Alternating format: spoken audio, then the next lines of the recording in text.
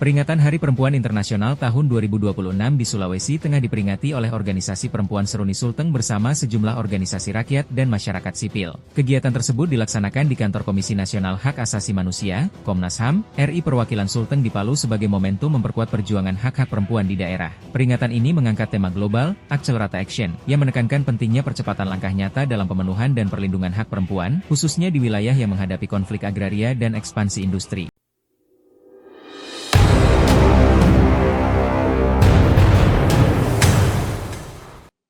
Komnas HAM secara institusi dan secara kelembagaan memang dari pusat sampai di kantor perwakilan kami konsen terhadap isu-isu perempuan dan anak, kelompok rentan, kelompok marginal. Prinsip hak asasi itu adalah walaupun dalam fase bahwa kita itu independen, tetapi kita tetap memihak kepada kelompok masyarakat yang dianggap lemah. Itu poin penting bahwa kami tetap konsistensi berada memperjuangkan kelompok-kelompok marginal, termasuk perempuan dan anak. Sebelum saya memulainya, saya bilang selamat hari ulang tahun Perempuan Internasional. Semoga dengan momentum hari ulang tahun ini, pemerintah daerah, provinsi, kabupaten, dan kota dapat memberi aksesibilitas yang lebih luas, dapat memberi perlindungan yang lebih baik kepada perempuan dan anak, terutama dalam hal momentum Hari Perempuan Internasional. Terkait banyak kasus yang terjadi di Sulawesi Tengah yang melibatkan korban perempuan, anak, dan kelompok rentan, belum sepenuhnya kita bisa tindak lanjuti. Ada dua penyebab. Pertama, karena range waktu, jumlah tenaga yang kurang, jadi mungkin lewat Kakak Agus, lewat teman-teman NGO, mitra-mitra kami, walaupun terlambat kami tetap memberi asistensi. Tidak akan menutup kemungkinan itu. Kita berjuang sama-sama untuk memperjuangkan hak asasi ibu-ibu semua. Selagi saya menjadi pimpinan di sini, saya berkomitmen tetap memperjuangkan hak-hak masyarakat termarginal. Saya orang yang paling depan bersuara lantang terkait konflik-konflik agraria dimanapun. Ketika ada konflik, saya selalu bersuara, polisi stop kriminalisasi orang. Atau jangan hanya polisi terima pengaduan perusahaan, masyarakat diabaikan. Tidak boleh. Saya orang yang selalu bersuara lantang terkait hal itu. Itu dari saya dulu. Waktu dan tempat saya persilakan kembali. Terima kasih Pak Ketua Alifan. Beliau juga aktivis sebelum dari Ketua Komnas HAM, seperti saya dengan Amar yang Pak Rusman, itu juga aktivis. Jadi tidak heran. Begitulah komunikasi kami kalau dalam forum-forum non formal seperti begini. Saya mungkin dari Pak Amar atau Pak Rusman atau Pak Asis mungkin bisa menyemangati dalam rangka memperingati Hari Solidaritas Perempuan Internasional ini, apa saja yang menjadi harapan atau mungkin masukan atau mungkin sharing atau mungkin semacam perspektif barukah dalam gerakan perempuan di Hari Internasional ini dalam keberadaan hak asasi manusia. Kami persilakan, saya persilakan teman-teman. Silakan Pak Asis. Terima kasih.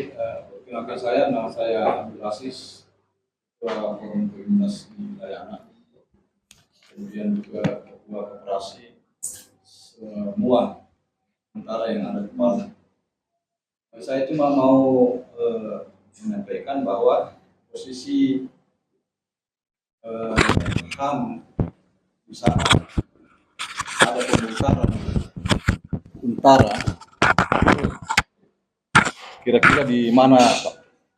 Pertama, terus kami ini sudah beberapa kali melakukan audiensi, sekalian juga demo, tetapi minta maaf Pak, tidak pernah hadir HAM di saat penuntutan rakyat yang atau masyarakat yang tinggal di Untara.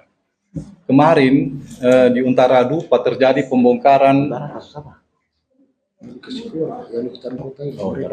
Ya, kemarin terjadi tahun 2023-2024 terjadi pembongkaran di mana ada tiga Untara, ada 3 blok dibongkar. Kemudian saya memviralkan Pak waktu itu. Kebetulan Pak Anwar itu masih jadi DPR RI di Jakarta. Saya viralkan, saya ajukan kepada beliau bahwa kami di Untara mengalami pembongkaran Pak, tolong disinggung di paripurna. Nah, ternyata memang disinggung. Setelah disinggung videonya dia kirim sama saya kebalik bahwa sudah Dinda, saya sudah viralkan. Nah kemudian tidak lama waktunya itu, waktu saya viralkan ada sekitar 1 bulan lebih dari Polda, Reserse Polda, Intel Polda, Polres, Polsek mendatangi saya, mungkin membentuk tim pencari fakta bahwa ini memang betul apa cuma hoax. Ternyata betul. Nah, saya sempat terima, saya bilang silakan periksa TKP-nya, silakan wawancara warga. Nah, di situ barangkali memang ada pembongkaran, tetapi tidak ada tindak lanjutnya. Pembongkaran itu dilakukan oleh pemilik lahan, Pak. Karena perlu saya sampaikan bahwa di Untara Dupa itu, Untara itu didirikan di atas tanah pribadi, peminjaman pada saat itu. Nah, ada beberapa teman kita kayak di Untara Dupa itu tanah swasta, Untara Hutan Kota itu tanah pemerintah, dan sebentar lagi mau dibongkar. Kemudian Untara yang ada di Mamboro itu tanah pemerintah juga. Nah kemungkinan kalau ada pembongkaran berikutnya Pak, di mana posisi HAM untuk membela warga yang tinggal di Untara. Demikian Pak, makasih. Ya, teman-teman yang lain mungkin selain persoalan Untara, teman-teman perempuan dari silakan Mei. Ini Mei. Oh iya, pengacara di LBH Sute yang selalu membela sama-sama Ibu. Silakan Mei. Ya, terima kasih. Terima kasih Pak Ketua. Kami juga sudah disambut dengan baik di sini. Mungkin pertanyaan saya sangat sederhana saja. Saya tadi tulis supaya saya tidak lupa. Pertanyaan saya terkait tindak lanjut dan pengaduan apa saja hasil kerja Komnas HAM perwakilan Sulawesi Tengah selama Pak Ketua menjabat yang menjadi dasar strategi penanganan kasus, terlebih khusus kasus perempuan. Demikian, terima kasih Pak Ketua. Terima kasih. Ada yang lain lagi? Untuk baru dua saja dulu ya. Silakan Pak Ketua, izin. Silakan Pak Ketua. Oke, terima kasih. Bapak, kasus Bapak saya input jadi pengaduan ya, karena posisi saya juga baru tahu, saya jelas baru tahu. Tadi kalau saya sudah tahu lebih dulu, saya sudah ngomong ke Pak Gub tadi pagi saya ketemu dengan Pak Gubernur, karena saya baru tahu makanya saya tidak sampaikan. Nanti saya adukan, saya jawab beliau. Sebelum kejadiannya tahun 2023 Pak. 2024 adalah pembongkaran, saya sendiri yang kena, akhirnya saya pindah. Padahal kita kan cuma dititip di situ, bukan menerobos ke tanahnya warga.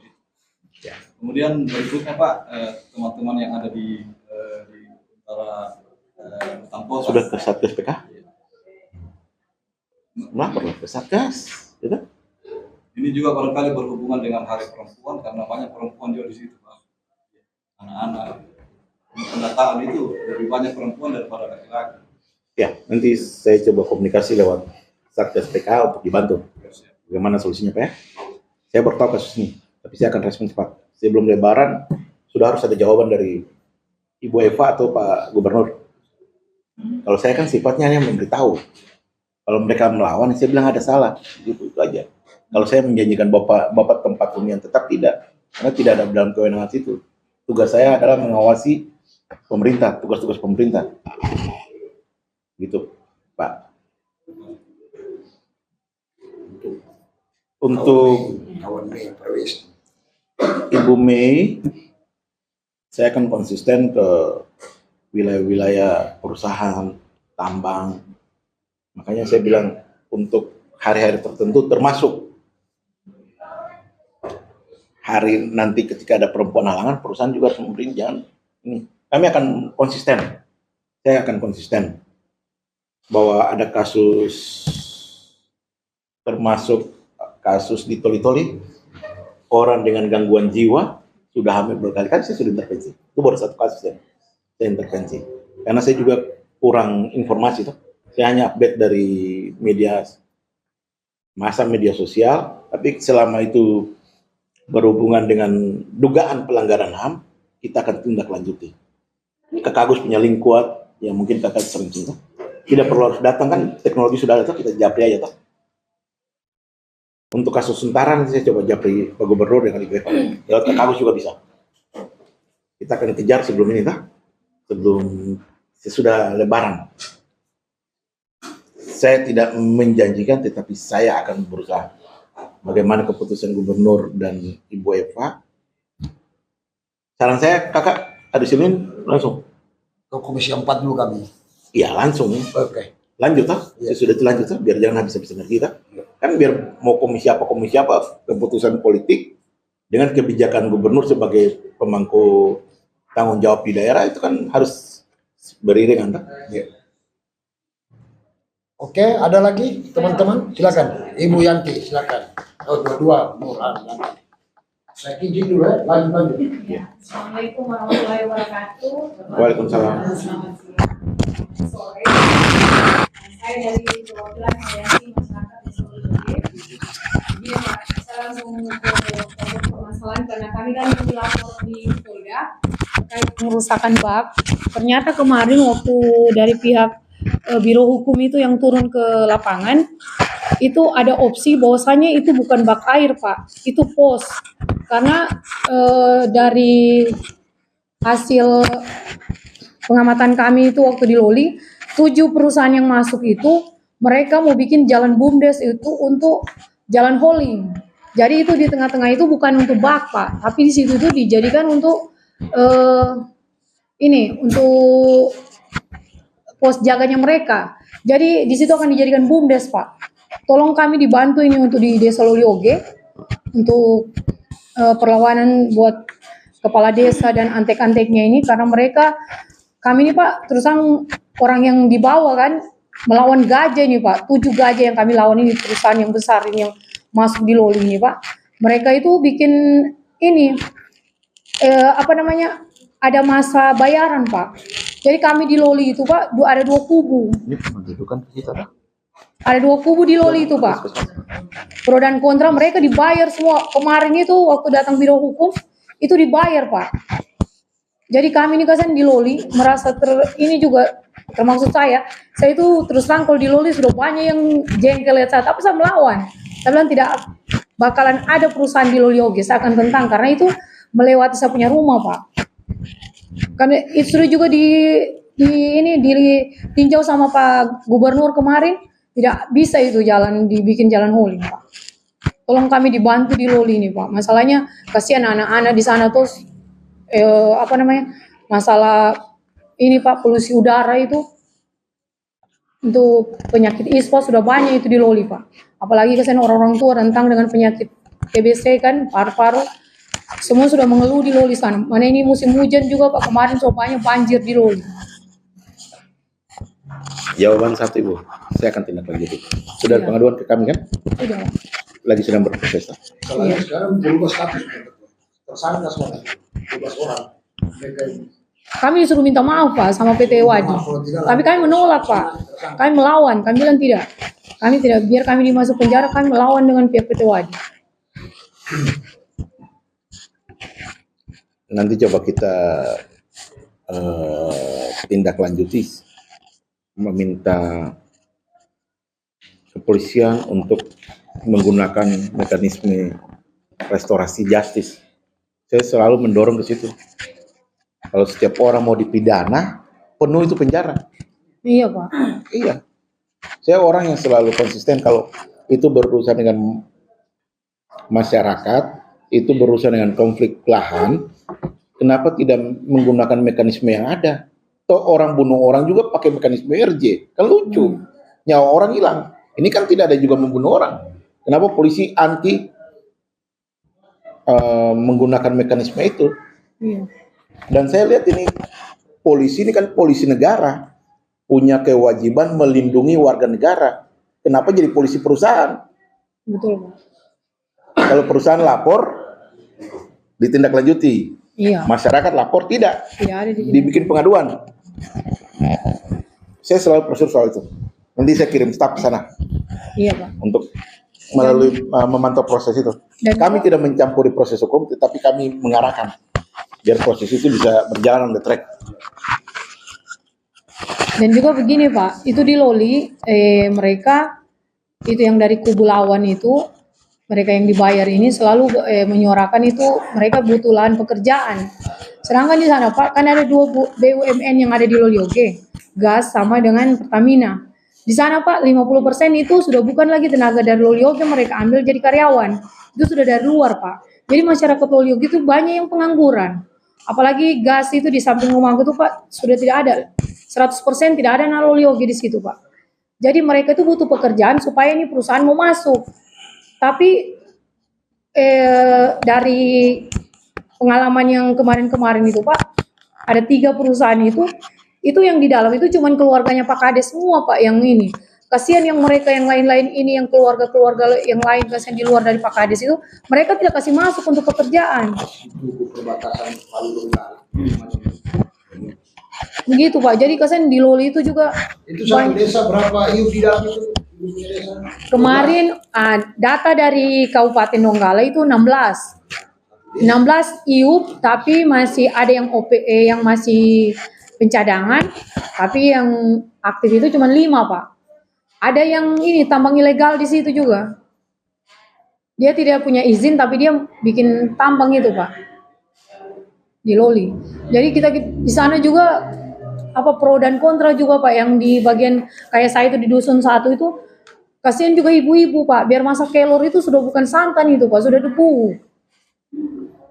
Sudah bukan makan santan lagi Pak. Kalau saya lihat itu dia punya ini, aduh sudah ada debu kiri kanan ini, produksi semua batu itu semua lari ke situ Pak. Sudah tidak bagus lagi polusi udara di Loli Oge itu. Karena adanya lagi tambang ini Pak. Apalagi mau ditambah itu dengan tambang PT Wadi itu, mereka itu produksinya mereka taruh di gunung Pak. Kalau mereka produksi di gunung, pasti udara itu kan lari menyebar ke rumah-rumah warga di situ. Makanya kami bikin penolakan keras. Kami tolak tambang baru galian C di Desa Loli Oge Pak. Ada satu perusahaan miliknya Ibu Bupati Donggala itu. Kami sudah menolak. Demikian Pak. Oke Bu, dicatat. Ibu menolak, tapi kalau gubernur kasih keluar, izin juga repot. Anwar, kamu sudah tahu. Oke. Sudah keluar surat. Sudah. Maksud mereka tambang baru tidak boleh lagi ada. Sudah cukup yang lama saja itu sudah bikin baru. Jadi Anwar Hafid kemarin turun gubernur dari keluarkan surat penghentian sementara. Masalahnya perusahaan ini sudah terlanjur melaporkan mereka di Polda. Jadi mereka terkait kasusnya itu adalah pengerusakan. Ada satu bank yang menjadi objek sengketanya mereka. Sudah gampang. Perusahaan sudah dihentikan ya, kasusnya dihentikan lagi lah. Iya. Prinsipnya kan begitu kan? Dengar itu Bu. Nanti Komnas HAM terlibat harus nanti. Laporan kita itu kemarin sifatnya yang mengusut form. Belum kronologis belum kita lakukan. Kronologis lah, biar bisa proses. Iya. Ada dokumen. Ada Ibu Pak juga ya? Dokumen kronologis itu. Sama dengan surat-surat yang sama Pak dikeluarkan ini Pak SDM. Firman. Dilengkapi lah Ibu, biar saya bisa, Iya. Oh iya nanti sama Mereka Pak puas Firman. sudah keluar SDM punya, inspektorat surat. biar saya bisa proses. Iya. Kalau Kakak Agus datang saya bicara, saya tidak bisa masukkan ke dalam laporan saya. Kakak mau ngomong apapun juga saya tidak bisa tindak lanjuti. Oh iya ya. Karena dari kode etik saya juga melanggar. Karena kasus yang tidak terdaftar dalam sistem kita, kok saya proses. Begitu. Ada etika, kode etik yang juga SOP-nya. menjaga saya biar saya tidak kerja di luar koridor. Ya nanti Saya sendiri juga diawasi. Jadi tolong lengkapi. Kalau ibu lengkapi, saya pasti tindak lanjuti. Iya ya. Oke, Bu Afi. Halo. Ya Pak, Assalamualaikum warahmatullahi Ya, wabarakatuh. gimana posisi? Tadi saya belum sempat menangkap pembahasan Bapak, saya Ke bawah. itu mengawasi segala tugas-tugas pemerintahan. Jadi yang saya mau tanyakan di sini, tugas-tugas apa sih yang diawasi oleh Komnas HAM dalam pemerintahan? Tugas apa saja sih yang diawasi oleh Komnas HAM dalam pemerintahan, dalam pembentukan pemerintahan di Sulawesi Tengah ini? Jadi mungkin penjelasannya Pak, biar kami tahu kan Pak. Kalau bicara hak asasi manusia itu bicara dari seseorang itu di dalam perut sampai orang itu meninggal, Ibu. Jadi saya tidak bisa jelaskan. Jadi selagi dalam perut, ibu-ibu gugurkan itu juga pelanggaran HAM. Sampai orang itu mati. Itu mas pelanggaran HAM juga Pak. Ya. Jadi ibu bicara apapun selagi manusia itu hidup, dimanapun dia berpijak, HAM di situ melekat. Banyak ibu. Contoh, Iya, bapak pukul ibu di rumah, pelanggaran HAM. Pelanggaran Walaupun HAM. kasusnya KDRT ya. iya. Salah satunya tuh Pak ya. Dua itu yang tadi. Salah saya Hak atas, pokoknya ada 10 hak dasar. Iya. Hak atas penghidupan yang layak, hak atas kesehatan, hak atas pendidikan, hak atas dapat perlakuan yang sama di hadapan hukum. Termasuk pada kekerasan anak juga Pak ya. Termasuk.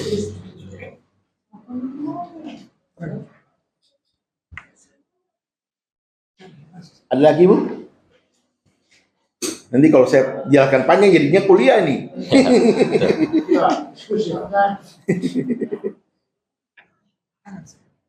Izin Kak Gus. Silakan Pak Rusman. Iya. Terima kasih Pak Ketua. Salam kenal. Salam kenal Pak Ketua. Saya Rusman Rusli, Pak Ketua dari LBH Sulteng. Izin momentum hari sebenarnya besok Pak Ketua ya, Ya. 8 Maret 2026 itu merupakan Hari Perempuan Internasional. Cuma lantaran kita berkumpul hari ini karena isunya Hari Perempuan Internasional, momentum bagi kami juga yang sedang menangani, sedang mendampingi, sedang berjuang soal hak asasi seorang perempuan yang berinisial SL yang merupakan korban dugaan penipuan yang berujung kepada eksploitasi seksual yang diduga dilakukan oleh oknum dosen di salah satu universitas di Sulawesi Tengah ini, yang saat ini sudah menyandang status tersangka Pak Ketua. Izin, laporan ini kami sudah masukkan Pak Ketua di Komnas HAM Sulteng, Pak Ketua, 1 bulan yang lalu sudah kami masukkan laporan itu. Adapun kronologisnya seperti ini Pak Ketua. Korban ini merupakan tenaga honorer perempuan yang sekarang ini sudah menyandang status sebagai P3K. Awalnya korban ini dihubungi oleh pelaku ini, AGM. AGM ini melalui Facebook dengan maksud ingin berkenalan. Nah, di situ sempat ditanyakan oleh korban, maksudnya berkenalan ini apa, status saudara apa.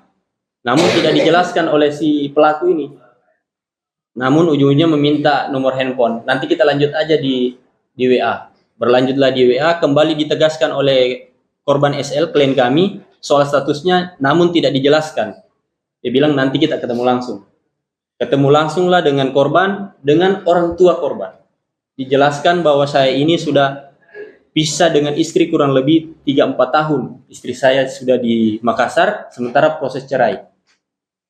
Terjadilah hubungan pendekatan dan lain sebagainya, dan berjanji akan menikahi si korban ini. Karena kepercayaan, namanya perempuan, kita pahami sebenarnya soal isu-isu perempuan rentang dengan buyuk rayu dan psikologinya bagaimana, sehingga terjadilah hubungan yang di luar batas. Nah, dalam perjalanannya, si istri dari pelaku ini menghubungi si korban bahwa saya ini masih tinggal di Palu sama-sama dengan suami saya, dan bukan cuma kaus korban. Di hari yang sama ada juga perempuan yang mengklaim ditipu oleh si pelaku ini. Karena kecewa, psikologinya hancur, korban ini hubungi chat si pelaku ini, minta untuk datang ke rumah untuk minta maaf kepada dia dengan orang tuanya. Cuma diblokir Pak Ketua. Kronologisnya diblokir, di chat-chat, sehingga jengkel, muncullah WA begini Pak Ketua. Biar kau blokir saya akan tetap cari kau, akan hancur kau saya bikin. Bentuk ekspresi kekecewaannya karena hancur, kehormatannya sudah direnggut dan lain sebagainya. Itulah yang di screenshot oleh pelaku, kemudian dilaporkan ke Polda Cyber soal pengancaman. Sekarang ini status dari korban SL ini adalah sebagai tersangka Pak Ketua. Dia ini korban, kemudian ditetapkan sebagai tersangka. Laporan itu tujuannya apa Pak Ketua? Rentetan chat WA itu kurang lebih 1 sampai 2 bulan, hampir 2 bulan baru melapor. Karena kenapa? Si korban ini melapor di Universitas UIN, Dato Karama melaporkan supaya dicabut ini, si pelaku ini lapor di Polda. Seperti itu kronologis singkatnya Pak Ketua.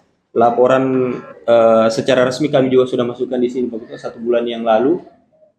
Berikut dengan bukti-buktinya melalui forum ini Pak Ketua, kami sangat berharap perkara ini bisa menjadi atensi kita semua. Karena kenapa? Kami memiliki bukti chat dari istrinya itu bukan cuma SL ini korbannya. Banyak perempuan-perempuan lain yang menjadi korban. Cuma yang berani speak up, berani melawan ini klien kami ini. Kira-kira seperti itu kronologis singkatnya. Terima kasih. Oke Pak, ini kasus ini berat Pak. Kalau saya jawab dari segi hukum positif, istri sah lapor, termasuk klien Bapak dan juga pelaku masuk Ya. dua-dua Ya. dari segi pidana. Ya, betul. Ya, jadi mekanisme kalau hukum positif kita gunakan, mau itu dilaporkan oleh siapapun, polisi harus hidup dua-dua, karena masuk delik perselingkuhan. Ya. Ya, izin Pak Ketua. Kalau kita berbicara perspektif, kalau kita lihat perkara ini secara sepotong-sepotong, maka memang bisa terpenuhi unsurnya soal pengancaman. Karena ada ancaman dari WA. Tapi kalau kita tarik ke belakang, apa yang menyebabkan si perempuan ini mengirim chat? Ini ekspresi kekecewaan. Hanya mengatakan akan hancur kok saya bikin. Gara-gara dia sudah direnggut kehormatannya dan lain sebagainya. Itu yang dijadikan oleh si pelaku ini. Tapi kalau berbicara soal seperti Pak Ketua tadi sampaikan adalah zina, jika si istri ini kan melapor, no problem, tidak ada masalah. Perempuan ini siap. Artinya saya ini tidak ada niat untuk merebut suaminya orang. Saya ini korban ditipu. Semua buktinya ada, Pak Ketua. Ada chat, ada saksi kedua orang tua korban ini mendengar tipu muslihatnya dari si pelaku ini. Kira-kira seperti itu. Oke, nanti kita Dari kampus juga izin Pak Ketua, dari kampus juga belum ada tindak lanjut. Kami sudah menyurat ke nanti kita kampus. pelajari toh, karena Siap. ini kasusnya bisa saja dipelintir kemana kan? Siap. Saya juga mau cek Polda itu punya bukti dukung apa selain SS? Cuma satu saja Pak Ketua buktinya. Cuma screenshot SS itu saja. Kan minimal 2 alat bukti lah. Ya, kemarin Pertanyaannya kenapa dia meningkatkan status? Berarti dia punya alat bukti yang lain kan? begini Pak Ketua. Ini sharing Pak Ketua. Kenapa buru-buru kemarin ditetapkan tersangka? Supaya klien kami ini sedikit shock supaya berujung damai. Pak Ketua. Kemarin ini sudah diminta Polda menyurat ke kita untuk RG. Dilakukan RG di Polda. Tapi kami menolak dengan pertimbangan begini Pak Ketua. Kalau kami datang ke sana dengan RG, teori RG ini adalah pengakuan, pemulihan hak korban. Siapa korbannya di laporan itu di cyber? Si pelaku. Berarti secara tidak langsung korban ini disuruh minta maaf. Kemudian laporan dicabut. Kan tidak betul korban yang minta maaf. Baru laporan ini dicabut. Saya kasih tahu teman-teman penyidik di sana. Karena setelah kami viralkan ini Pak Ketua, bahwa kami akan menempuh ke Komisi 3 dan lain sebagainya, mereka datang ke kantor, datang intelnya, datang ke submitnya, bilang kan kasihkan kami jalan, dibilang kasihkan kami waktu, kami upayakan ini. Tapi cara dan yang dia tempuh teman-teman di cyber itu kurang tepat. Kalau RG harusnya laporannya dicabut. Kalau restoratif tidak bisa, berarti memposisikan SL ini harus mengakui kesalahannya. Karena teori restoratif itu harus ada pengakuan kesalahan, kemudian dipulihkan aksi pelaku, aksi pelapor, yaitu si AGM ini. Kira-kira begitu. Iya. Itu yang saya nyimak begitu. Siap. Karena yang polisi lihat adalah pengancaman. Pengancamannya. Ya. Yang saya bilang, polisi itu terkadang melihat suatu kasus itu tidak komprehensif tapi parsial. Makanya kita harus memberi pandangan ke polisi. Kenapa orang bakar perusahaan di Morowali Utara? Karena pengaduan masyarakat, polisi tidak tindak lanjuti, polisi hanya tindak lanjuti pengaduan perusahaan. Gitu sama dengan kasus ini tuh. Kan polisi melihat keseluruhan sebab musababnya. Dari awal kalau polisi sudah ambil tindakan bahwa ini tidak cukup bukti, diarahkannya ke sana. Mediasi lah minimal. Ini memang sih dipaksakan Pak Ketua. Kami juga sempat sampaikan, saya bilang, coba saya bilang ambil contoh kasus yang sudah di RDPU di Komisi 3. Soal laki-laki, seorang suami membunuh begal karena istrinya. Kalau dilihat dari kacamata pembunuhan, 338-nya masuk unsurnya. Tapi kalau ditarik ke belakang, kenapa dia membunuh? Oh, istrinya dibegal. Dia pertahankan kehormatan keluarganya. Nah, akhirnya perkara itu diberhentikan. Apalagi saya bilang perkara ini perkara ecek-ecek ini. Cuma persoalan karena akan hancur kalau saya bikin dibandingkan dengan kehormatannya si perempuan ini sudah diambil. Tidak apple to apple saya bilang. Seperti itu yang saya sampaikan Pak Ketua. Ya, siap. Makanya saya bilang, kalau tawaran RG tidak bisa, mediasi. Dimediasilah, jangan RG. Siap. Kalau mediasi kan berarti sama-sama mau berkepala dingin, sama-sama mau membuka diri, tak? Kalau RG ya memang salah satu pihak harus mengakui kesalahan. Harus. Konsep dasar RG-nya kan siap, betul. Saya sepakat lah. Nanti saya tindak lanjuti. Siap. Sudah ada ini suratnya, mungkin sudah kuat. Kami sudah menyurat ke sini Pak Ketua, mungkin 1 bulan yang lalu. Sudah diproses. Oh sudah. Ya. Terima kasih.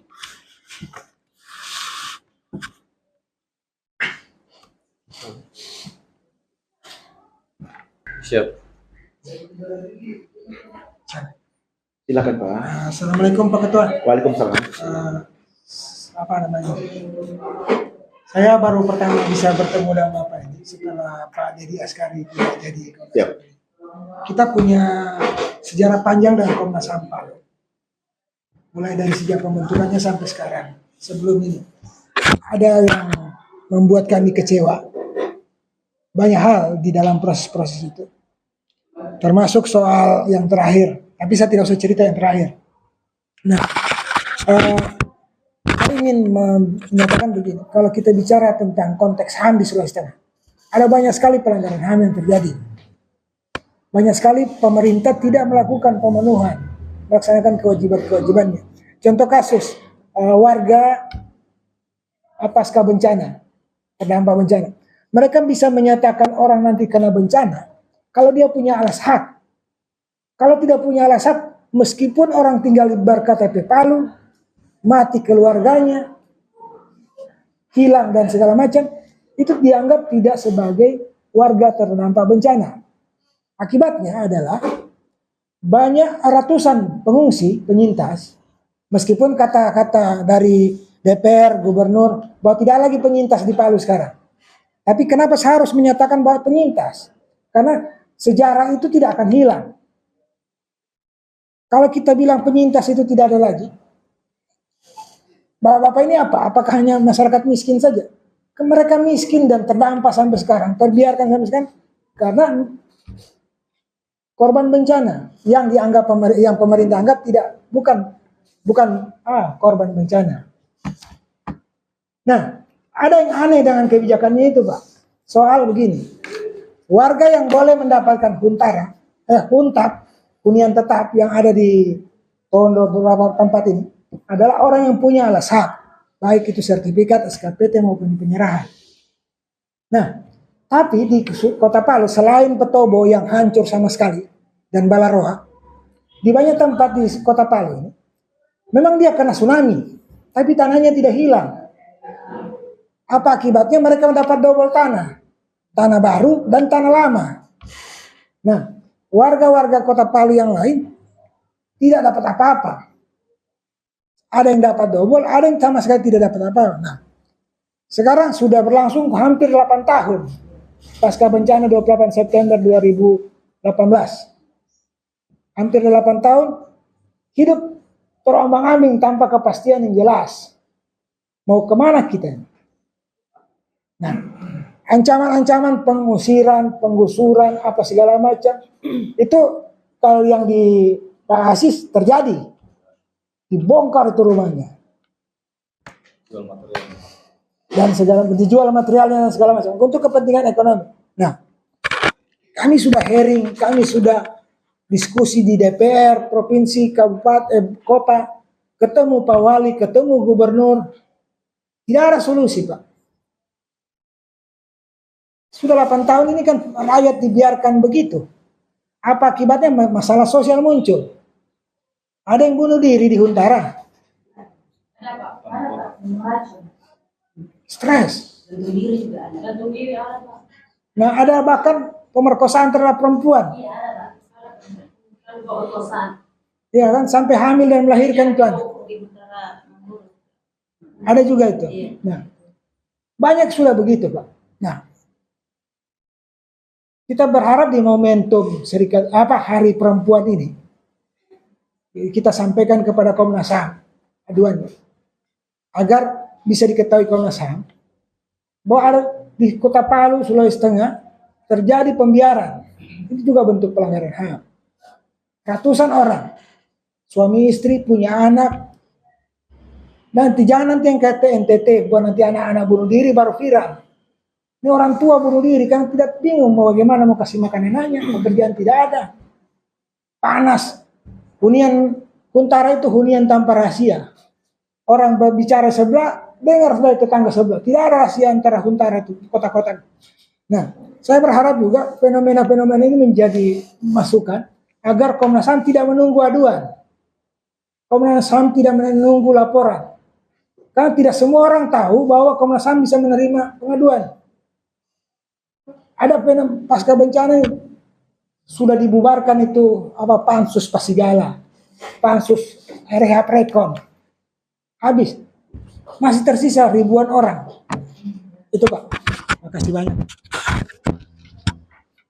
Iya, Pak. Pertama, bicara soal penanganan pengungsi pasca bencana itu kan kebijakan pemerintah. Itu satu. Kedua, terkait mau menangani langsung itu ada 2 sumber kalau kita itu mau menangani pengaduan, Pak. Sumber secara resmi datang mengadu kita atau dari media massa. Nah, dua hal ini saya tidak temukan. Saya belum temukan. Bukan di periode Bapak, periode sebelum Bapak. Iya, di periode saya jawab saya belum temukan. Ya, makanya kalau Bapak bilang ini, saya bilang saya belum temukan. Kalau saya temukan saya sudah beritahu ke gubernur atau ke wali kota. Jadi kalau ada ini bagus, tolong dikoordinir, Pak. Jumlah berapa itu perlu ini biar kita sama-sama mendorong, Pak, bahwa ada masyarakat kita yang memang belum selesai status haknya atas bencana yang pernah terjadi. Kalau menurut pemerintah, Pak, itu mereka tidak punya hak. Karena tidak punya alas hak. Dan harus segera meninggalkan Huntara. Karena sudah lewat waktunya. Ini jadi berarti yang mereka yang tinggal di tempat-tempat kos itu.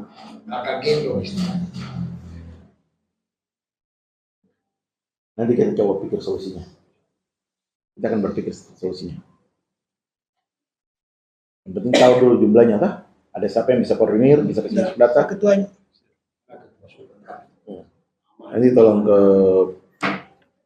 Adik dua ini sih dimasukkan Jadi berapa? kemarin itu Pak Ketua, alhamdulillah puji Tuhan itu tidak ada rumusan kita mau bentuk operasi. Sudahlah, kalau waktu sudah selama 4 bulan kita mau bentuk operasi. Ada produk di mana ini kan baru internetnya banyak investasi. Kita mau bahwa pemerintah terlibat dulu bagaimana produk daripada usaha-usaha mikro mereka. Masa kalau Alfamidi, Indomaret bisa berjam daripada pengungsi apa korban utara itu, ini kan manusia. Berapa ribu sih korbannya? Kalau hutan kota Pak, berapa Pak Musti? Hutan kota berapa? Hutan kota? Bukan kota 43 kan? 43. Kakak. Kakak itu yang mau dikasih keluar habis lebaran ya? Iya ya. Nah, terus kalau Mamboro berapa? 82 kan? 82. Terus yang layan apa sih? 64. 64. Jadi ada di atas 230 dampingan LBH. Dulu kita bikin pelatihan paralegal, Amal sempat dampingi sampai mengusahakan ada lahan, tapi kan ya namanya juga cuma mati panjar. Ada beberapa teman-teman yang bisa bantu. Nah, kita mau coba lewat usaha mandiri ekonomi tadi. Sehingga ada problem sebenarnya. Kemarin mereka juga cerita sama saya, dapat juga huntap. Ternyata kan mereka ini kan tadinya bekerja di apa, seperti itu apa namanya, usaha-usaha di ini kan. Nah, itu jauh dari lokasinya mereka. Dapatnya huntap di sini nih, di mana nih? Dengan huntap tondo 1, tondo 2. Akhirnya lebih penting Ada kan begitu. mereka punya setiap usaha di Kenapa Hunter tidak mau? apa dekat pantai sana dan mobilisasi belum anaknya lagi di sekolah kan. Ini problem. Akhirnya dikasih kos itu tempat-tempat begitu oleh rumah mereka sendiri.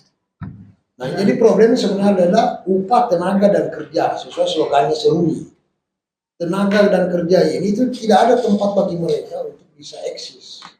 Nah, pemerintah kemarin kita harapkan hadir untuk itu. Sempat juga kita tarik pasis ke kantor gubernur ketemu dengan orang koperasi ya. Orang koperasi ya minta kita bagaimana mendampingi.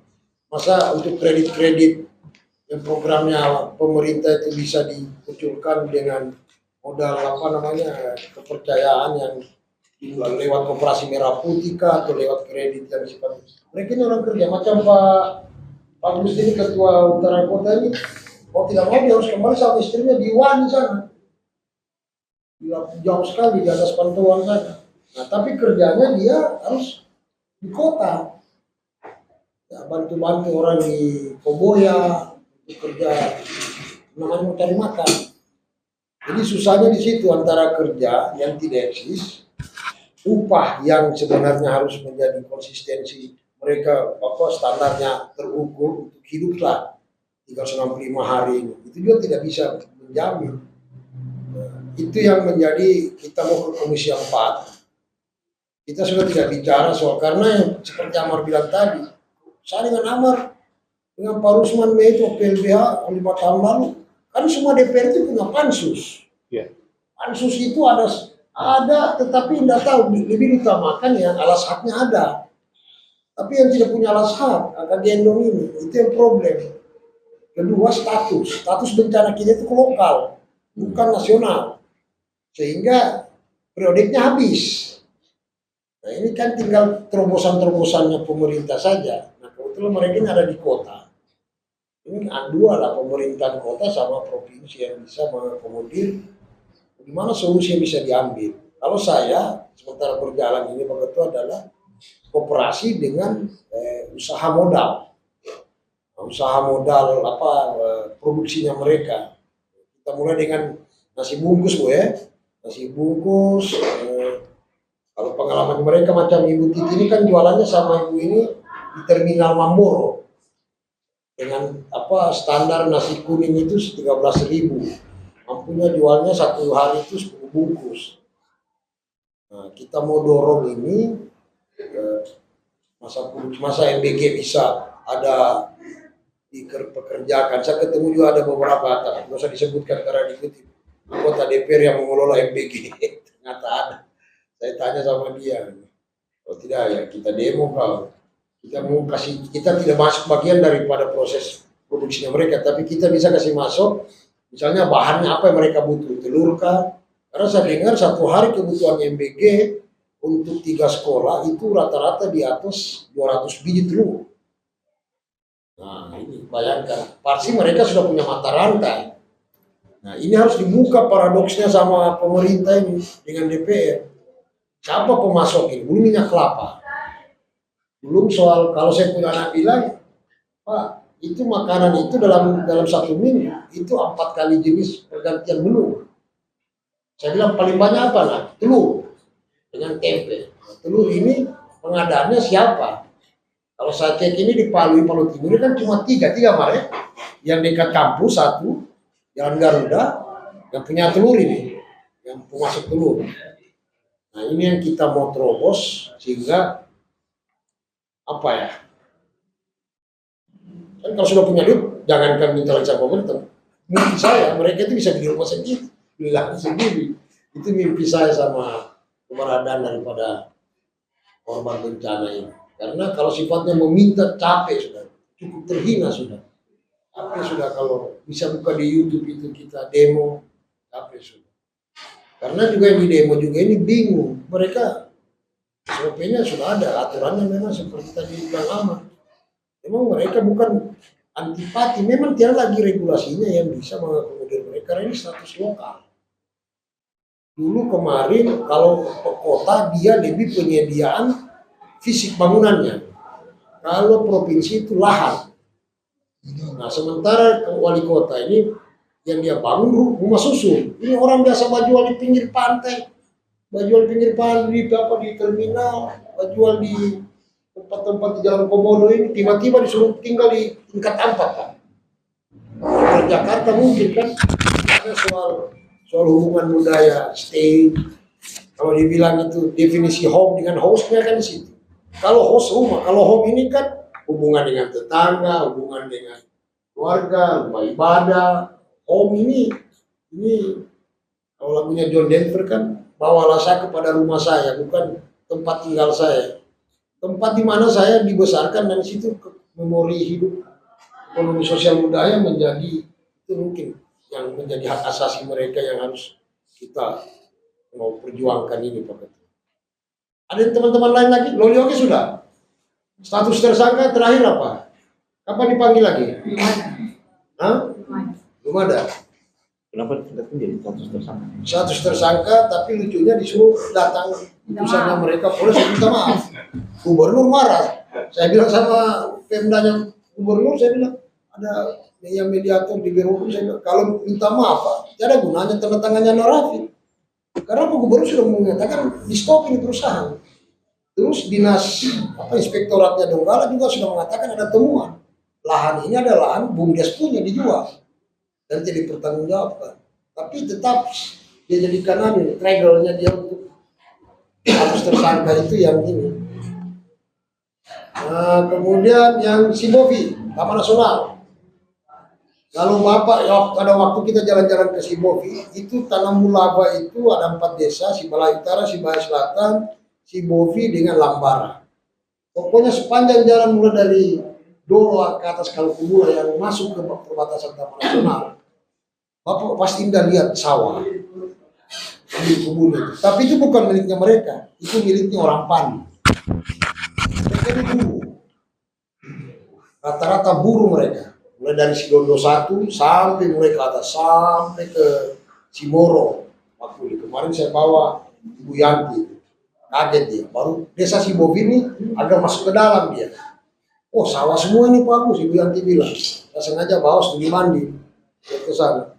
Saya bilang tidak. Itu bukan sawahnya mereka, itu sawahnya orang Pani. Sawahnya orang tuan tanah. Kebetulan macam Ibu Lina ini jualannya di pasar dia. Kalau istrinya ketua Serikat Tani Sikini sempat jadi buruh migran di luar. Ada berapa? Mereka itu menjadi target agen-agen pergi kerja buruh migran di luar. Karena lahan sudah tidak ada.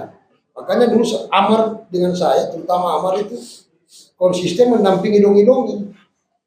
Itu bagaimana melawan Taman Nasional yang memang land grab. Ada dalam gerakan reformasi agraria itu land grab. Tuan tanah tipe baru, yaitu negara menghadirkan proteksi area terhadap perizinan atas nama alasan konservasi, taman nasional lah, suaka alam lah. Nah, ini membuat orang tidak bisa punya akses terhadap orang produksi. Mau menanam apa, jangankan mau ambil kayu, nah ini orang ini ditangkap. Jadi kalau kalian tangkap orang lebih anusan itu gakung dengan polhu. Dia tidak pakai pistol tapi cuma udah selesai. Karena ini mulai kita paham Bu, yang selalu korban itu perempuan. Kenapa saya dengan Amar dengan Pak Rusman dari Ilyas Sultan itu menginisiasi dari SPAP untuk pertemuan ini. Mari kita berbagi masalah. Kalau penjahat perampok ketahuan dia lewatnya dari mana? Kalau pencuri kan. Kalau ini bukan pencuri, bukan perampok. Dia mengambil sama dengan sekarang Amerika dengan Israel. Sudah tahu ada namanya hukum diplomatik, tidak boleh menyerang negara. Itu namanya hukum humaniter. Tanpa mengumumkan terlebih awal itu 40 hari. Saya kebetulan sempat mempelajari itu. Hukum humaniter, hukum internasional.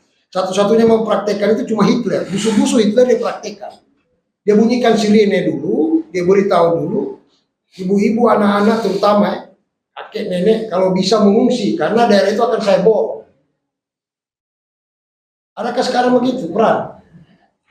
Makanya waktu Perang Dunia Kedua, kehancuran fisik, kalau Hitler mau hancurkan itu menara Prancis punya itu sudah lama. Dia tidak akan hancurkan. Pusat-pusat beberapa ibadah, museum tidak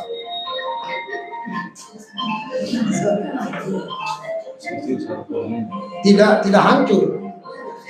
Tapi ketika Hitler mau diserbu dengan Amerika sekutunya, tidak sampai 1 bulan, hampir semua kota, terutama Dresden, Hamburg itu hancur luluh lantak. Kebayangkan. Sekarang kemarin saya baca di CNN, di mana di berita, ada sekitar 476. Dari 476 dari durasi jam 9 sampai jam 3 siang, paling banyak itu 300 perempuan dan anak mati di Iran.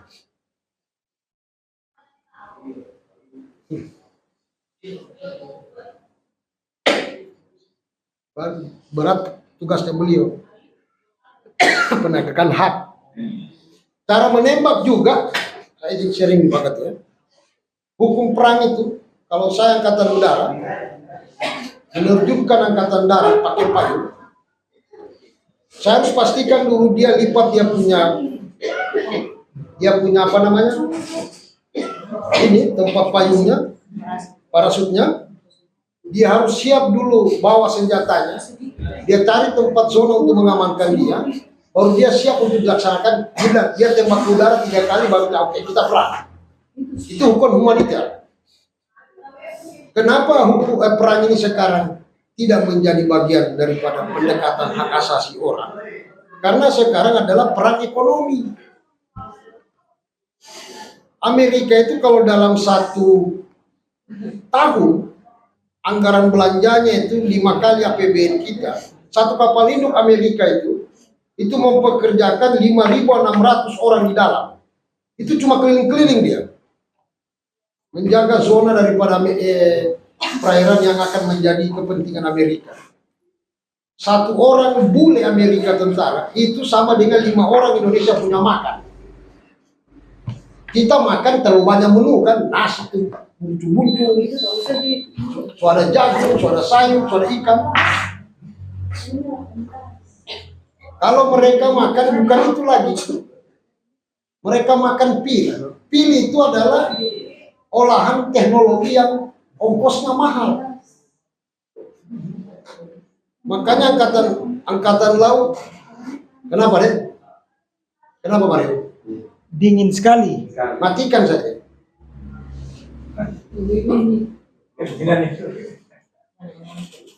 Jadi perang yang ada di sekarang yang kita lihat itu adalah perang di mana antara ekonomi punya kepentingan.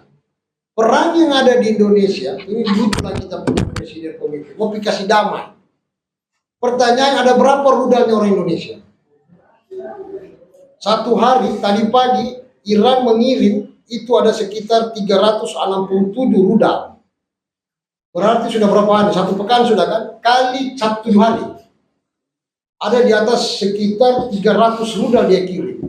Israel membalas kembali, itu di atas 1000 rudal. Indonesia berapa rudal? Makanya ada TikTok yang saya kasih nonton kemarin itu, orang mau pindah pasang tiang listrik itu kan, yang warna merah itu kan banyak. Awas, rudal mau lewat. Anak kecil kan? Nggak ada. Satu rudal itu pembiayaannya itu, ya kan? Itu sama dengan 350 juta satu rudal. Kalau yang berhulunya adalah nuklir, pemicunya itu bisa sampai 150 miliar. Dunia ini sudah punya warna dari orang-orang yang punya ekonomi. Sekarang kita, perempuan-perempuan ini berada pada situasi, negeri ini katanya negeri kaya. Memang kaya, tongkat dan kayu jadi tanah, malah punya kus-kus kan. Bung Karno suruh buatkan itu lagu, Nusantara 2. Tapi apa yang terjadi? Semua tanah-tanah yang ada di tanah air kita Nusantara, hanya 2 yang melakukan penguasaannya untuk mengambil keuntungannya. Pertambangan dengan perkebunan. Kasus Torete kemarin yang sempat kita bahas bersama Pak Livan, tidak bisa bikin apa-apa kita. Sudah tahu-tahu Royman punya lahan, Doran Rina punya lahan di Torete, lahir Dodominya di situ, 4 perusahaan, 2 PMA, itu menguasai nikel di situ. Sama dengan Poboya. Nah, dampak-dampaknya itu, kalau sudah dikuasai atas nama 2 izin itu, kalau 2 saja Ibu Yanti punya. Saya tanya, saya naik ke belakang, oh ada 5 beroperasi. Semua batu. 10 tahun terakhir, izin dari pertambangan batu di Palu Donggala, kenapa meningkat? 10 kali lipat meningkatnya. Banjir kemarin kan, di Turun Wali Kota kan, itu yang baru itu, pas di Kemiringan. Karena kebutuhan ini terhadap kontrak batu itu sangat tinggi, sangat besar. Sekarang kita perhatikan, siapa pebisnis batu yang ada di Sulawesi Tengah? Siapa? Orang Loli? Ada. Orang Buluri? Saya dengan Amar yang Pak Rusman menang gugatan CSR. Tidak ada satupun perusahaan di sana itu orang asli yang punya. Ada orang yang lama tinggal di Palu, tapi tidak sampai 5 orang. Tapi ya itu tadi. Nah, itu gambaran. Sehingga kita harus sama-sama menyadari, kita ini korban daripada keadaan kehidupan yang ada sosial, sistem ekonominya begitu. Nah, yang paling mendesak ini adalah ibu-ibu. Ibu-ibu ini di Hari Perempuan, satu persoalan, siapa mau tahu ini gempa? Tuhan punya mau kan? Coba kita alami kan? Saya itu tinggal anakku 2 saya peluk. Saya sudah pegang lagi main tua, saya punya istri. Artinya apa? Kita rasakan betul pada saat itu gesekan. Bayangkan kalau saya di Balaroa, biar saya bapolo, tetap masuk ke dalam. Seperti Agus Mangkona bilang kan, yang wartawan itu kan, dia marah betul itu orang NGO dari Jepang itu mengajarkan sama orang bapak berumnas bagaimana cara-cara menghadapi kalau gempa. Bawa meja, ya kan, harus merayap, instruksi dia. Kau dari mana? Bisa tahu dari Jepang. Kau tahu ini perumnas sama dengan Balaroa, biar kau dibawa masuk dalam tanah orang. Dengan rumah masuk. Nah itulah. Siapa mau tahu? Katanya negeri kita kaya. Urus saja orang penyintas tidak bisa. Ya kan? Pak Gub minta dana bagi hasil. Mungkin bagian daripada itu untuk program beraninya dia, program yang harus dia telurkan. Itulah karena kaya kita pun juga dalam pembagian dana bagi hasil pusat terus yang ngambil. Kalau saya pribadi, saya kampanye federasi. negara bagian saja. Karena Indonesia pertama kali Soekarno dilantik itu sebagai presiden negara bagian. Dulu kita punya itu orang Bali, saya bilang sama Pak Gus. Orang Bali kita punya presiden, Sukowati. Tetap Republik Indonesia, merah putih, tapi ya itu tadi. Ya ini kan kejadian. Terus ibu mana? Ibu bagian mana lagi? Ini beda-beda Pak Ketua. Antara penyintas kota dengan Mamboro, dengan layanan. Status mereka jadi penyintas itu ada bukti. Ada.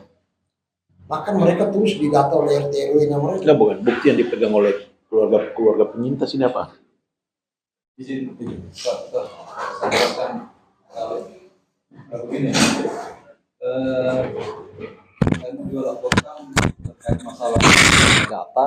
Kemudian kemarin pertemuan kami audiens dengan wakil wali kota itu mekanismenya itu dengan adanya dengan adanya regulasi yang dikeluarkan wali kota bahwa yang mempunyai alas hak saja yang mendapatkan UNTAP. Kemudian ada jalur lain yaitu jalur Tidak, Pak. hibah. Pertanyaan saya, Ya, bukti Bapak Ya. jadi penyintas itu apa? oke. Jadi jangan bilang Bapak alas hak, tidak. Bukti Bapak itu jadi pengungsi Siap. apa? Bukti yang saya mau tahu. Ya, saya betul. Begini, saya mau dari bawah dulu baru langsung ke ya. Kemudian Pak Kepala Dinas Perkim mengatakan bahwa penyintas batas waktunya itu tahun 2022 sudah tidak ada lagi. Nah, kemudian data yang kami laporkan itu sudah dari Jakarta juga dari Perumahan Rakyat itu 175. Yang dari 300 KK kemudian berubah jadi 175. Kemudian terakhir yang ini 175 yang berbagai dari yang punya rumah dan status kakak gendong. Nah, kemudian ada pertanyaan muncul, itu bukti apa untuk menandakan bahwa Anda sebagai penyintas? Itu ada datanya sebenarnya Pak Ketua. Itu datanya itu sudah dipegang sama Perkim, BPBD, terus petugas dari Yayasan Bunda Suci itu keluar masuk itu mendata dan sudah keluar namanya. Tahun 2019 sudah dipajang di pos-pos. Kemudian tahun 2020 masuk, hilang namanya Pak. Karena regulasi yang dikeluarkan pemerintah, tadinya itu tidak ada regulasi.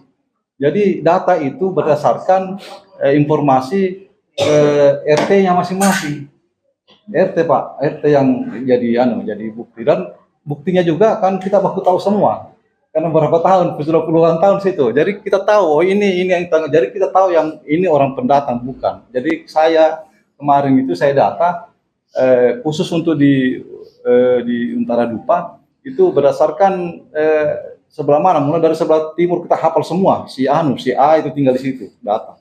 B sampai Z itu waktu disuruh buat profil masing-masing kampung. Kampung Dupa itu profilnya seperti itu cara mendata. Kemudian itu bersama-sama dengan Arkom Pak, pendamping itu. Kemudian hutan kota juga begitu. Semua kita telusuri sudah, baru kita laporkan. Itu jumlahnya kemarin itu 309. Nah itu juga kebetulan ada undangan ke Jakarta. Saya yang 2 orang dari Untara Bengkulu sama Untara Dupa yang mewakili Sulawesi Tengah. Nah, kami ke sana dalam rangka reforma agraria. Kita laporkan semua Pak. Nah, kita laporkan semua. Nah, termasuk juga bahwa ada muncul pertanyaan bahwa itu kenapa tidak dapat? Ya, kami sebenarnya dapat karena sudah ada nama-namanya Pak di Pampang itu tahun 2019. Kemudian tiba-tiba hilang 6 bulan selangnya itu Pak. 6 bulan. Alasannya bahwa begitu keluar keluar regulasi yang dikeluarkan pemerintah kota bahwa syarat untuk mendapatkan UNTAP pertama yang mempunyai alas hak. Alas hak itu apa? SKPT, sertifikat dan sebagainya. Kemudian jalur hibah. Jadi ada masyarakat yang tinggal di tanahnya atau di tanah pemerintah, tanah swasta itu bisa dihibahkan dapat. Nah itu Pak. Dari yang selebihnya itu dibuang di sampah. Jadi tidak ada lagi. Nah, kemudian ada juga tahun 2023 itu juga yang saya rekomendasikan pada saat pertemuan debat publik langsung sama Pak Wali Kota saya tagih, Bapak katanya pasti dapat. rupanya tetap tidak. Ya. Kenapa tidak bilang dari dulu, Pak? Seandainya dari awal itu regulasinya muncul, kami tolak itu Untara.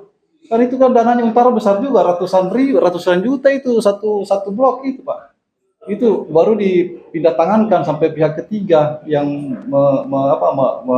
kontraktornya itu pelaksanaan pekerjaannya. Seandainya kita tahu bahwa ada regulasi dari awal, itu seandainya itu sudah bicara seandainya ada regulasi dari awal itu, Pak, kami tidak terima. Lebih bagus kita dibelikan lahan.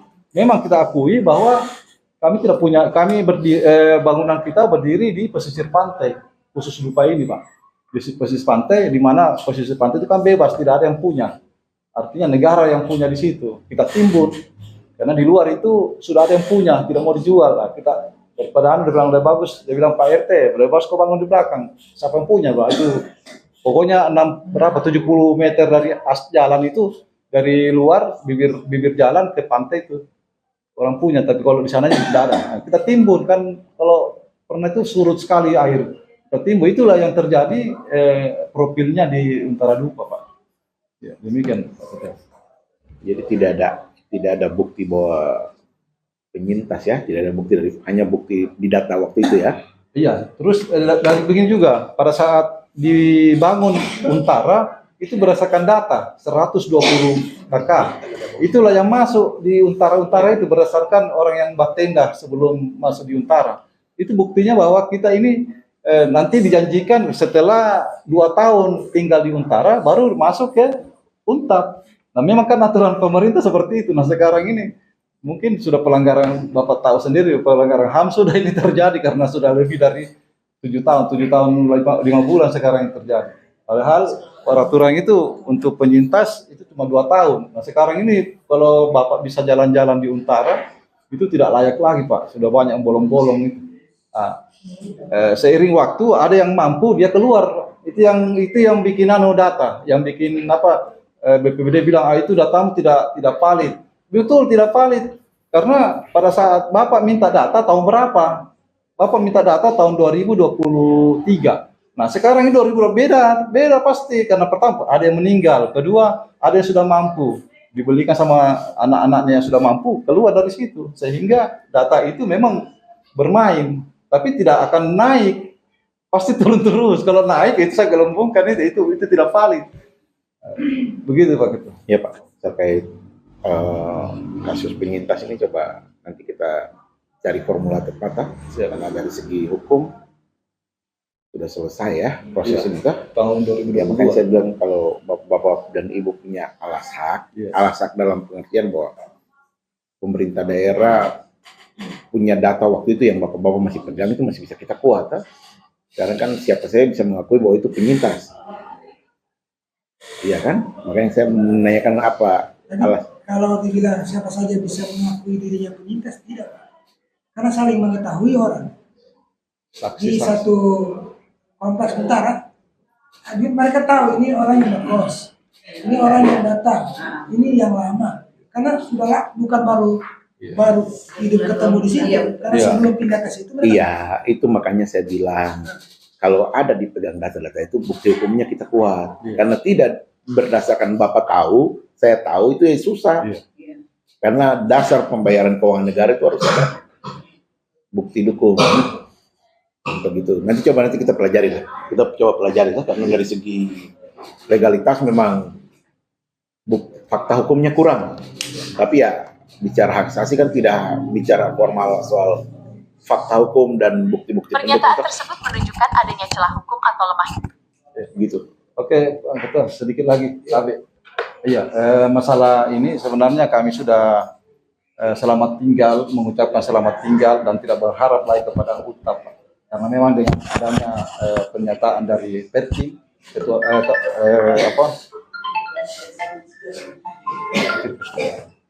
dengan adanya pernyataan dari Kepala Dinas Perki bahwa tahun 2022 itu sudah tidak ada lagi, meskipun kita masih ada di Untara. Jadi kami sekarang ini fokus ke perbaikan ekonomi, Pak Ketua, karena pikir bisa saja kalau ekonomi di masing-masing warga ini bagus, membaik, itu bisa tidak berharap lagi sama pemerintah. Nah itu yang kami dorong sekarang dengan mendirikan koperasi, dan ini juga bukan ide dari kita juga, ini ide dari kementerian bahwa kalau Anda ingin merubah nasib itu nanti berkelompok. Basis. Kalau itu bahasa melepas diri dari tanggung jawab. Jangan diikut bahasanya Perkin itu. Dia bilang penyintas sudah tidak ada sejak tahun 2022. Faktanya Bapak Ibu penyintas yang terabaikan, terbiarkan, iya kan? Terkatung-katung bertahun-tahun. Kemudian pasca, sekarang kita berjuang, dibilang sudah kalian sudah tidak dihitung lagi sebagai penyintas. Tidak bisa. Itu logika mendorong mereka ingin meninggalkan tanggung jawabnya. Begitu pasti. Maka saya bilang jangan dihapus itu kata penyintas. Karena sejarahnya seperti itu, faktanya seperti itu. Meskipun kita sudah tidak berharap pada negara ini yang sudah selalu abai dengan kita berusaha sendiri, ya kan? Soal apakah mereka mau, itu kata-kata itu bukti pelanggaran HAM-nya, karena mereka melepaskan tanggung jawab. Kita nggak usah ulang-ulang bahasa mereka, bahasa yang bikin sakit hati itu. Poinnya silakan didata ya berapa orang, nanti kita coba pelajari dan kita coba diskusi dengan pemerintah daerah, karena tanggung jawab itu kan pemenuhan.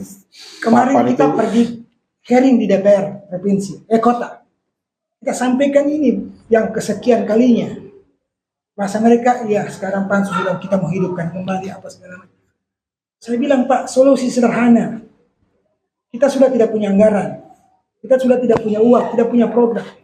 Tapi banyak pejabat, banyak orang kaya di Kota Palu, kumpul, fasilitasi, saweran berapa sih untuk bikin berapa orang? Kalau satu rumah tidak lebih di bawah BTN lah, ya kan? Berapa anggaran bisa saweran kita? Sampai segitunya kita yang bukan pengemis sudah di DPR itu. Ya bahasanya seperti itu terus diulang-ulang. Nah. Kita akhirnya sudah kita datang kemarin curhat kepada Bapak tentang itu kan, bahwa ini situasi kondisi hak asasi manusia di Sulawesi Tengah, di Kota Palu pada khususnya. Makanya dasar itu kita harus tahu jumlahnya berapa, dan kita akan mendesak para pihak termasuk DPR juga berdasar sudah on the track ini. DPR mekanismenya dia bagian daripada budgeting, bagian dari pengawasan. Masuk di situ Pak, jadi jangan jenuh-jenuh. Ini bicara cuma niat. Ya, soalnya Kota Palu nih Pak, semakin lama semakin cantik. Taman dibangun di mana-mana, jalan sudah dibongkar, dibikin lagi, dipasang lagi, diulang-ulang itu jalur 2 itu. Kartini begitu juga. Taman yang sudah baik-baik saja di bundaran STQ sana, dibongkar, dibikin baru lagi. Apa yang salah? Kenapa anggaran itu tidak diberikan kepada rakyat? Justru hanya mempercantik kota yang sudah begini nih kan. Pakai lipstick saya kita menutupi kebobrokan diri sendiri. Pokoknya Bapak dengan data lengkap, baru kita dorong Dewan dan pemerintah untuk bagaimana bisa diakomodir lagi, Karena ini kan cuma bicara kebijakan, kemauan politik mau tidak?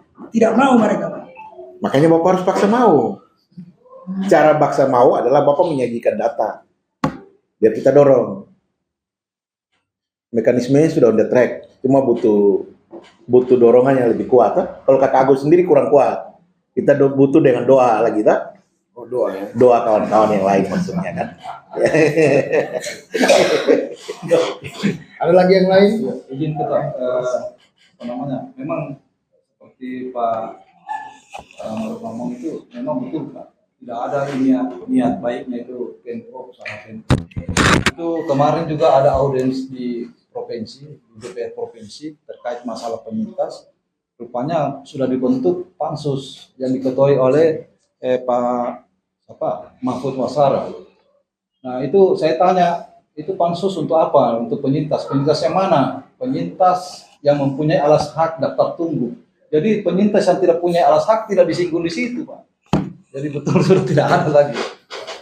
Tidak ada lagi. Gitu. Iya, makanya kan pertanyaan saya berikutnya itu, selain punya alas hak, ada bukti apa penyintas, gitu kan? Jadi itu sejarah histori sebenarnya. Silakan dibuat saja daftar siapa-siapa, dengan daftar bukti apa, KTP atau kartu keluarga, atau ada bukti-bukti apa yang bisa kita lampirkan, tuh Pak, ya kan? Minimal kan bukti historis itu kan tidak akan terhapus. Nanti Tapi kita dihapus Pak Ketua Kabit. Dihapus itu apa? Datanya Bapak, datanya Begini, Bapak. begini, kita akan mengkonsolidasikan kembali kita punya barisan, kumpul data penyintas baik yang sudah mati maupun hidup, kita kumpulkan semua. Jangan yang mati, yang hidup siapa? Saya tidak mau urus yang mati. Yang mati kan sudah ketahuan, dia pernah menjadi penyintas yang diabaikan selama bertahun-tahun, nah akhirnya mati. Meskipun tidak ada apa-apa, dia adalah ahli waris. Kita kumpul, kita bawa kemari. Kita bangun, Pak, maksud saya begini. Kami ini kan sudah berkali-kali dimintai data. Kita bawa data. Kumpul dulu. Tapi tidak ada apa namanya follow up atau apa. Minimal kita diajak untuk berdiskusi bersama. Apa yang mau dilakukan. Misalkan begitu, ada yang kurang kami diajak, apa yang kurang datanya. Sudah kita kasih masuk, tidak ada.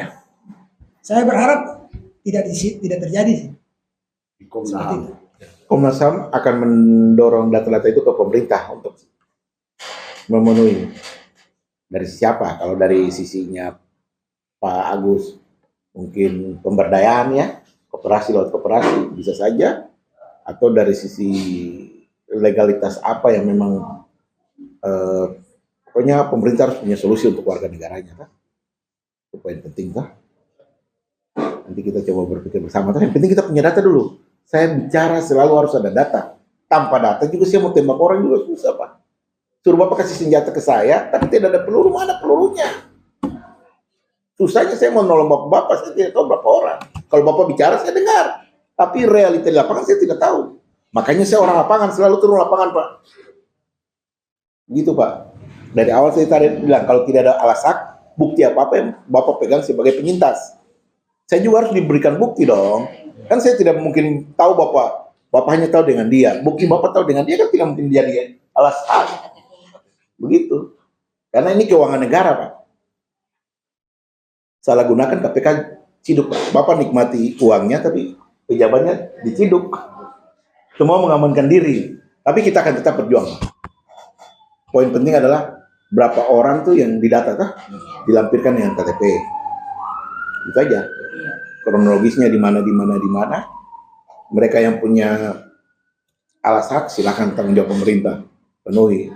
Yang tidak ada alas hak ini minimal pemerintah harus berdayakanlah minimal sampai mereka bisa berdaya. Kalau saran saya sama nih Kak Agus, berdaya bisa beli rumah sendiri lah. Karena Bapak tidak punya alas hak. Minimal dalam padat karya, padat modal.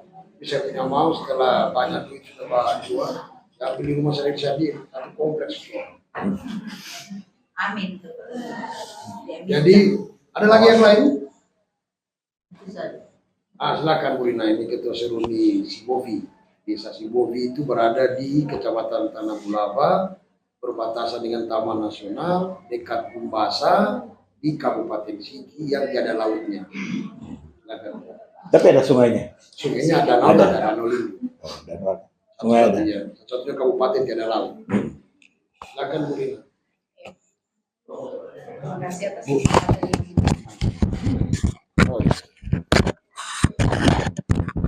terima kasih atas kesempatan yang diberikan kepada saya Pak Ketua. Nama saya Rina Lukas. Kami di Sibowi itu seperti yang sudah dikatakan oleh Pak Agus tadi, yaitu di Sibowi itu tanah masyarakat itu diklaim sama Taman Nasional. Jadi diklaim sama Taman Nasional yaitu lahan yang sudah digarap oleh masyarakat, yang dari dulu-dulunya dari leluhur mereka dan sekarang diambil alih sama Taman Nasional. Nah, jadi walaupun adanya dengan seperti yang sudah dilakukan oleh dari balai, tetapi masyarakat itu tidak pernah menyerah karena hidup ketergantungan mereka itu tergantung di lahan di atas tanah mereka sendiri. Ya khususnya seperti kaum perempuan dan anak-anak itu, mereka membutuhkan hasil dari tanaman itu untuk mereka jual, lalu kemudian mereka akan membiayaikan untuk pendidikan anak-anak mereka lewat dari hasil kebun mereka tadi itu. Karena kenapa? Mereka menyekolahkan anak mereka itu supaya bisa menjadi orang juga. Masalahnya dilarang beraktivitas di situ. Iya, dilarang. Ibu bicara poinnya gitu ya. Iya. Nanti coba. Jadi walaupun ada dengan begitu, kami dari sekelompok perempuan organisasi Seruni, kami tidak melawan yang secara fisik, tapi kami mengolah di lahan itu, membuat kebun kolektif yang sampai sekarang ini. Jadi dengan itu, karena ada kata bahasa siapa yang akan masuk ke lahan ke Taman Nasional